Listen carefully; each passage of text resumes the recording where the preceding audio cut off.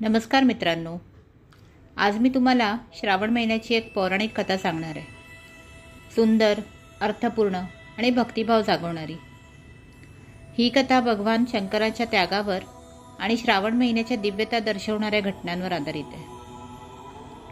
अगदी पुरातन काळात देव आणि दानवांमध्ये भीषण संघर्ष सुरू होता। देवतांना अमृताची गरज होती, अमरत्वासाठी। हे अमृत केवळ क्षीरसागर मंथनातूनच मिळू शकत होतं। म्हणून देव आणि दानवांनी एकत्र येऊन मंथनाला सुरुवात केली। मंदार पर्वत मंथनदंड बनला आणि वासुकी नागाला दोरी म्हणून वापरण्यात आलं। क्षीरसागराचे मंथन सुरू झालं आणि एकामागोमाग एक दिव्य रत्ने बाहेर येऊ लागली। पण अचानक मंथनातून बाहेर आलं एक भयंकर काळसर हलाहल विष, एवढं घातक की त्याच्या विषारी उष्णतेमुळे संपूर्ण सृष्टी नष्ट होण्याची भीती निर्माण झाली। सगळेच देव घाबरले। तेव्हा त्यांनी आपल्या भगवान शंकरांचा धावा केला।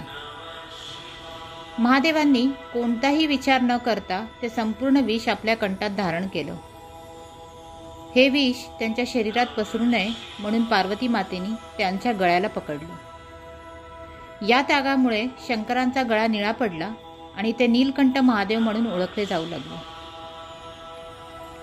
या विषाच्या प्रभावामुळे भगवान शंकरांच्या शरीरामध्ये प्रचंड उष्णता निर्माण झाली। ही उष्णता कमी करण्यासाठी सर्व देव, दानव, पशुपक्षी आणि ऋषीमुनींनी त्यांच्या शरीरावर पवित्र जल अर्पण केलं। थोड्याच वेळात भगवान शंकरांचं शरीर शीतल झालं आणि संपूर्ण सृष्टी वाचली। ही संपूर्ण घटना श्रावण महिन्यात घडली। म्हणूनच आजही आपण या महिन्यात शिवलिंगावर जल अर्पण करतो, भगवान शंकराला त्या विषाच्या उष्णतेपासून शीतलता मिळावी म्हणून। श्रावण महिन्याची ही सुरुवात म्हणजे त्याग, भक्ती, करुणा आणि सृष्टीच्या रक्षणाची दिव्य कथा आहे। म्हणूनच श्रावण महिना सर्वात पवित्र मानला जातो।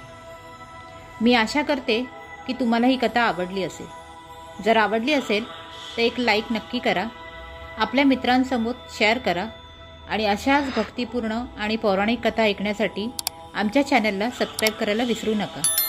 हर हर महादेव।